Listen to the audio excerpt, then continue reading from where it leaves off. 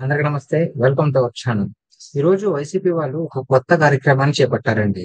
అదేంటంటే రైతుల పోరు అని చెప్పేసి ఆర్‌డీఓ ఆఫీసుల దగ్గరికెళ్ళి రైతులందరూ వినతి పత్రాలు ఇవ్వండి. మాకు సరిగ్గా ఎరువులు అందట్లేదు. అదే విధంగా ఉల్లి రైతులు కావచ్చు, మిగిలిన రైతులు వీళ్ళంతా కూడా మాకు గిట్టుబాటు ధర లేదు అని చెప్పేసి మాకు ఒక చిన్న వినతి పత్రం ఇవ్వండి.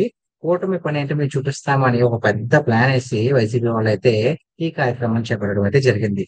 సో మరి ఈ కార్యక్రమం హిట్ అయిందా? మరి ఫట్ అయిందా? అని తెలుసుకోవడానికి మనతో పాటు ఉన్నారు టీడీపీ పార్టీ అధికార ప్రతినిధి సత్యజిత్ ప్రసాద్ గారు. సార్ నమస్తే అండి. సార్ నమస్కారం. మీకి ప్రేక్షకులకి వీక్షకులకి అందరికీ కూడా హృదయపూర్వక నమస్కారాలు సార్. ఈ రోజు మరి వైసీపీ కొత్త కార్యక్రమాన్ని చేపట్టడం జరిగింది. మరి రైతులు పూర్వం అన్నారు. మరి అది ఏమైంది సార్? అసలు ప్రజల్లో రీచ్ అయిందా? సక్సెస్ అయిందా? ఫెయిల్ అయిందా? ఏంటి?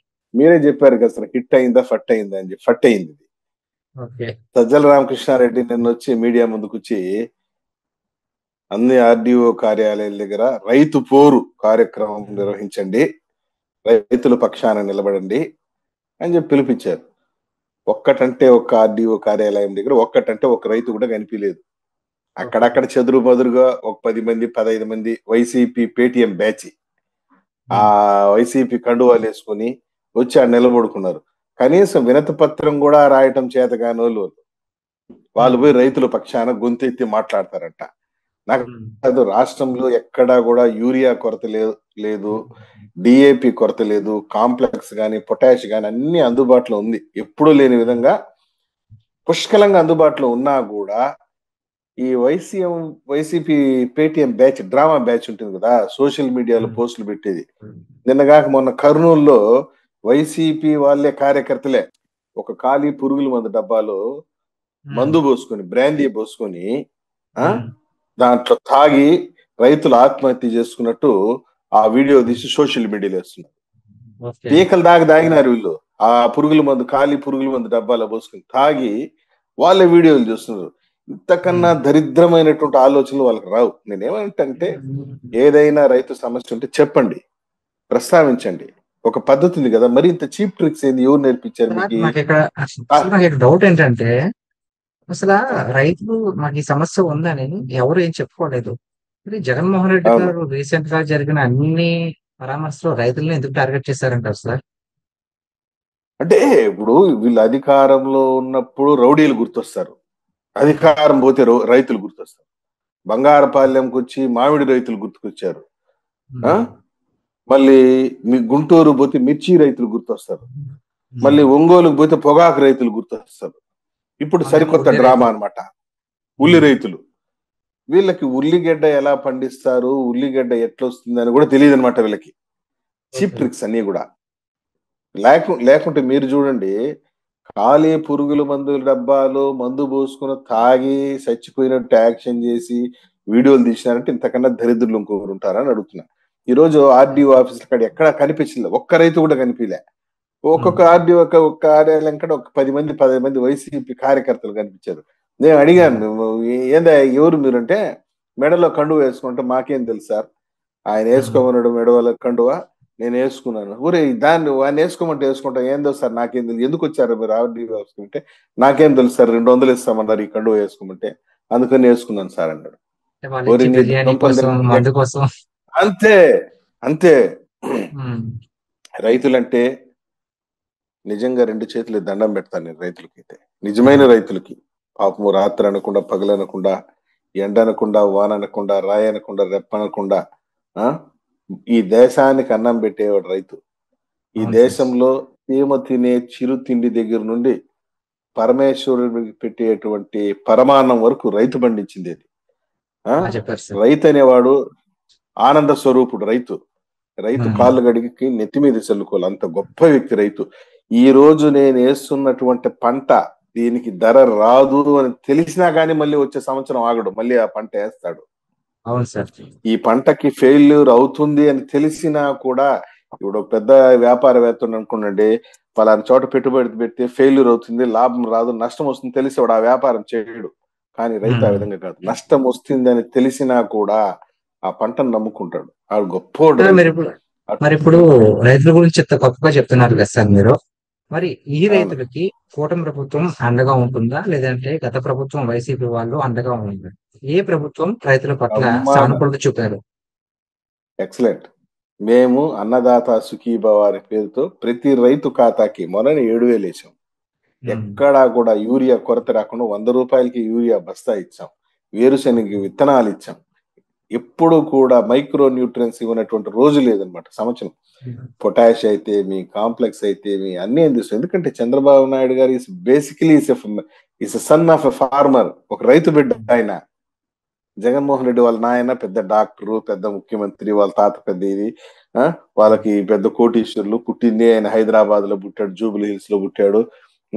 అదే విధంగా హైదరాబాద్ పబ్లిక్ స్కూల్లో చదువుకున్నాడు. అది ఆయన లైఫ్ స్టైల్. కానీ చంద్రబాబు నాయుడు గారు వాళ్ళ నాయన రైతు, ఈయన రైతు, స్వయంగా వ్యవసాయం చేసుకొని వచ్చినటువంటి వ్యక్తి. కాబట్టి రైతు కష్టాలు తెలిసినటువంటి వ్యక్తి, రైతు కష్టాలు తెలిసినటువంటి ప్రభుత్వం.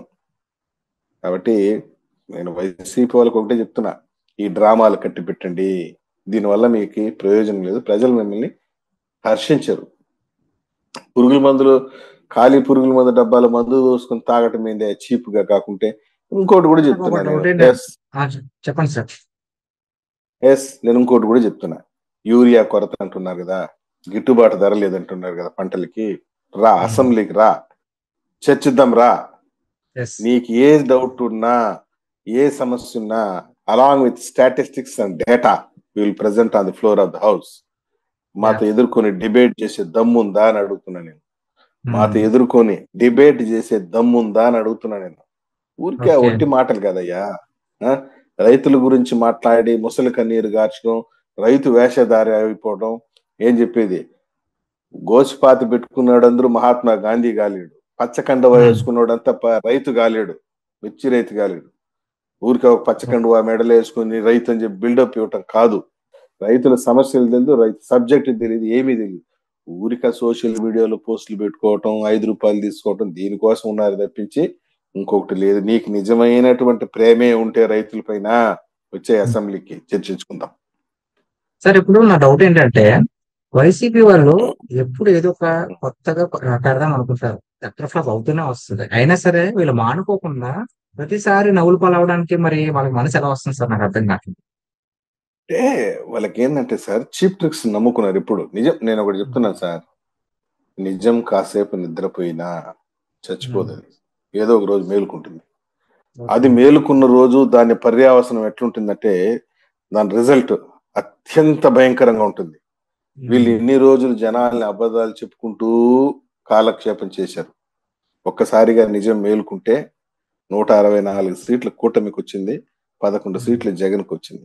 కాబట్టి సత్యానికి నిజానికి ఉన్నటువంటి బలం అది. నేను ఒకటే చెప్తున్నా, జగన్మోహన్ రెడ్డి ఇప్పటి వరకు నువ్వు చేసింది ఏమీ లేదు రైతుల కోసం.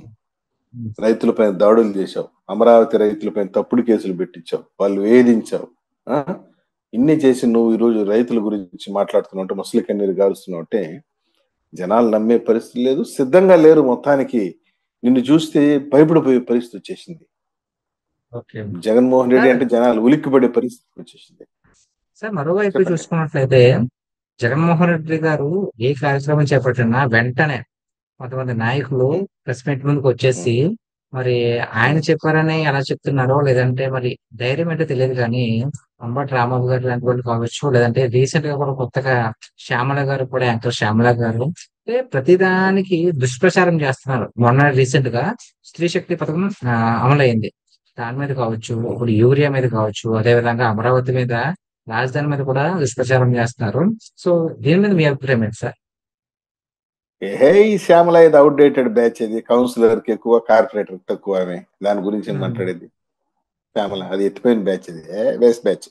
ఇంకా అంబటి రాంబాబు అంటారా, అతను అది షెడ్ ఎత్తిపోయిన బ్యాచ్, అది కూడా పనికిరాదు.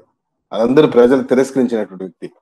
నేను అడుగుతున్నాను, స్త్రీ శక్తి మహిళలు ఎంతో ఆనందంగా ఉన్నారు. ఇప్పుడు నెలకు 15,000 తీసుకునేటువంటి మహిళ ఉదయం నిద్రలేసి ఒక 50 కిలోమీటర్ల బస్సులో ప్రయాణం చేసి విధులు నిర్వహించి మళ్ళీ ఇంటికి రావాలా? ఉదయం నిద్రలేసి 50 కిలోమీటర్లు ప్రయాణించాలంటే పోవడానికి 50 రూపాయలు, రావడానికి 50 రూపాయలు, 100 రూపాయలు అవుతుంది. ఇదే 100 రూపాయలు ఆమె రోజుకి మిగిలింది అనుకో, నెలకు 30 రోజులకు గాను 3,000 రూపాయలు. 3,000 అంటే 15,000, 3,000 మిగిలి 3,000 పోకుండా ఉంటది. 15,000లో 3,000 రూపాయలు మిగిలితే ఇంట్లో పిల్లలు బట్టలు కొనియవచ్చు, పిల్లలకు మంచి భోజనం పెట్టొచ్చు, మంచి స్కూల్ ఫీజు కట్టుకోవచ్చు, ఇంటిల్లి నిత్యావసర పాది సరుకులు కూర్చొని కొనొచ్చు. చికెన్ మటన్ తీసుకొని కొనుక్కోవచ్చు. హ్మ్. మిగులుతుంది కదా, మేము మిగలబెట్టి ఇస్తున్నాం కదా. అఫ్ కోర్స్ మేము ఆ క్యాష్ రూపంలో డబ్బు ఇవ్వకపోయినా 3,000 రూపాయలు మిగలబెడుతున్నాం కదా. హ్మ్. ఆ?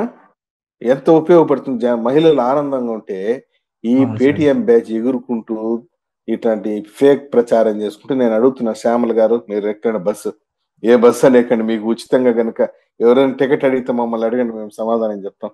ఊరికే హ్మ్. మాటలు మాట్లాడేది కదమ్మా. ఇదేం జబర్దస్త్ షోనో బిగ్ బాస్ షోనో చేసినంత ఈజీ కాదు పరిపాలన చేయటం అంటే రాష్ట్రానికి. ఆర్థిక ఇబ్బందులు ఉన్నప్పటికీ కూడా చెప్పిన మాట చెప్పినట్లుగా, ఇచ్చిన హామీ ఇచ్చినట్లుగా అమలు చేస్తూ వస్తున్నారు. ఒక పక్క తల్లికి వందనం అయితే ఏమి, ఒక పక్క ఉచిత బస్సు అయితే ఏమి, ఒక పక్క ఫ్రీ గ్యాస్ సిలిండర్ అయితే ఏమి, ఆ? హ్మ్. అన్నదాత సుఖీభావ్ అయితే ఏమి, ఇచ్చిన సూపర్ 6 ప్రోగ్రామ్స్ లో దాదాపు 70% 80% ఫుల్ఫిల్ చేశాం. ఇంకా కొన్ని ఉన్నాయి, చేసేస్తాం. నేను హితవు చెప్పేది ఏంటంటే, వైసీపీ ఈస్ ఆన్ వెంటిలేటర్. మీరు ఈ విధంగా పిచ్చి పిచ్చి వేషాలు వేసి వెంటిలేటర్ నుండి మార్చురిగిపోతుంది పార్టీ. కాబట్టి యాహ్! పిచ్చి పిచ్చి వేషాలు మానేసి. Thank you so much thank you. Sir. మీ విలువైన సమయాన్ని మీ విశ్లేషణ ద్వారా థ్యాంక్ మాకు యూ. ఒక మంచి విషయాన్ని అవగాహన పరిచేలా చేశారు. Thank you sir. Thank you. Thank you.